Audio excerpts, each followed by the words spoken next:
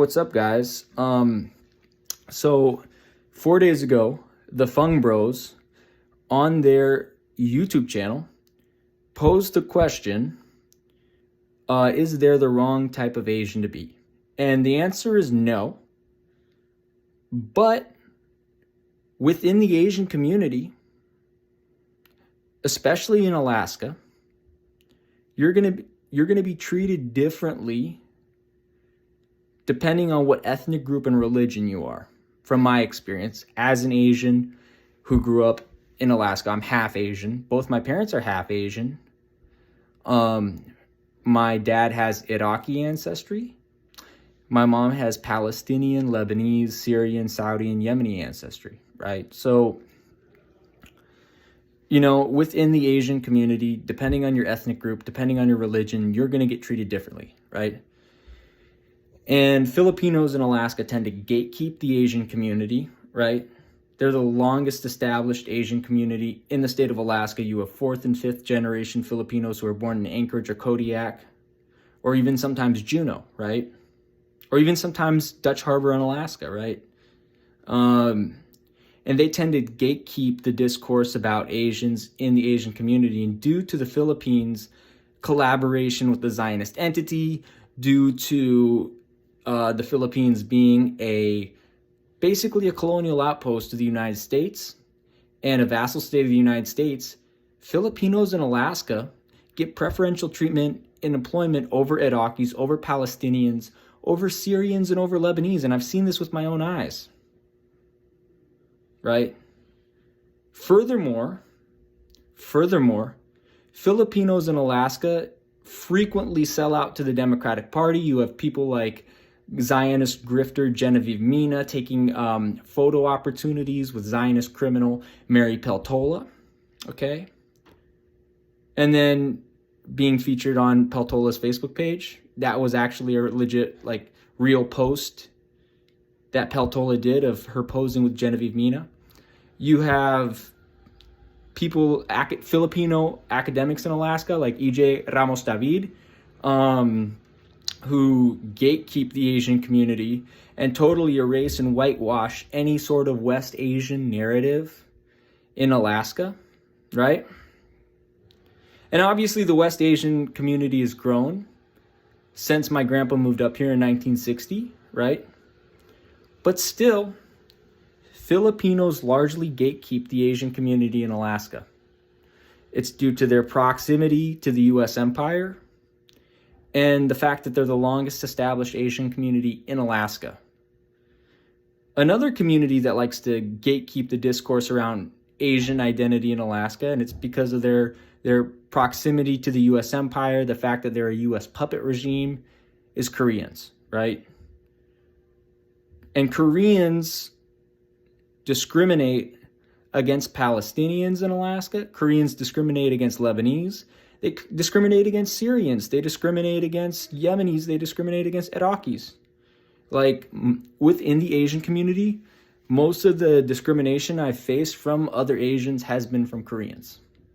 Again, I've been in Alaska for 26, almost 27 years, right? My family's been in Alaska since 1960, when permanently resided, because my grandpa came up a couple times before 1960, in 1953 when he worked in the canneries in Ketchikan, and in 1950 when he panned for gold in Fairbanks.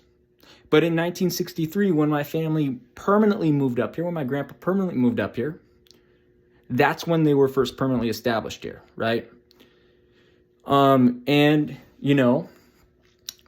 the Asian community, most of the discrimination I've faced is from Koreans. If I were to say otherwise, I'd be blatantly lying, right? Koreans in Alaska tend to be Moonies. They tend to be Islamophobic. They tend to be Orientalist. They tend to have strong affiliation with the U.S. empire. They tend to be liberal Zionists, right? That's the Korean community in Alaska. And you can try to debunk this all you want, but I know this is the truth, okay? Because I know how I've been treated by the Korean community. And there's a reason why I don't buy from Korean stores or go to Korean-owned restaurants anymore. Because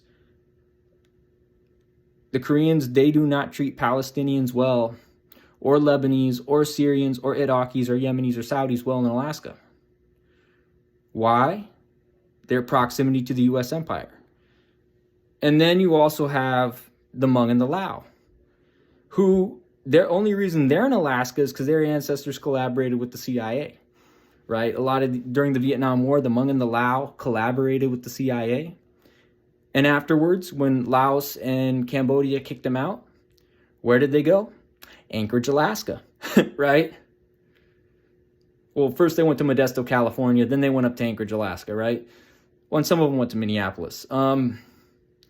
But due to their proximity to the U.S. empire, right, they, in many circumstances, get preferential treatment over West Asians due to their collaboration with the CIA and their collaboration with the U.S. empire, which is their collaboration with the CIA, right? They get preferential treatment over West Asians. And I'm saying this as a West Asian with obviously partial West Asian descent, who frequently gets mistaken as Albanian. Yes, that happens. But it's the truth, right? If you're from West Asia and you live in Alaska, or if you're of West Asian descent and you live in Alaska, you're going to face discrimination within the Asian community. Like, that's kind of a given, right? That's kind of a given. And I faced this. My mom and my uncle have faced this. My cousins have faced this as well. My distant cousins, not just my first cousins, distant cousins as well, right? When people find out our ethnic background, right, we face within the Asian community frequently from Koreans, frequently from other East Asian groups, we face this, right? Like in Alaska, West Asians, our biggest allies are the Desi community and the North African community, specifically the Sudanese community. From Khartoum, the ones from Khartoum, the ones from Juba sold out to the U.S. empire. And the Somali community is also one of our biggest allies in Alaska, right? That's who, and to a lesser extent, the Albanian community, right? That's who we count on. That's who our allies are in Alaska. That's why, because they're part of the Ummah, right? So that's who we associate ourselves with in Alaska, right? We don't, like, West Asians and East Asians in Alaska generally don't work together, from what I've seen from my experience, right? And that's because East Asia's proximity to the U.S. empire, East Asia's proximity to U.S. imperialism, East Asia's collaboration with the U.S. empire, you know? And again, I can kind of speak for Oregon because I went to school in Oregon for a year. But there too, there is East Asian hegemony, right? East Asians treat West Asians a certain type of way, and that way is not good, right? Washington's a little bit different. You have some more West Asians, especially places like Kent, places in Seattle like Belltown, North Queen Anne, Lake City, Cedar Park, Olympic Foothills, that area, which have larger West Asian communities. Places like Everett, Snohomish, places with larger West Asian communities, certain parts of Kirkland, Bellevue, Redmond that have larger West Asian communities. Like, West Asians have more of a community in Seattle. It's not that way in Anchorage, right?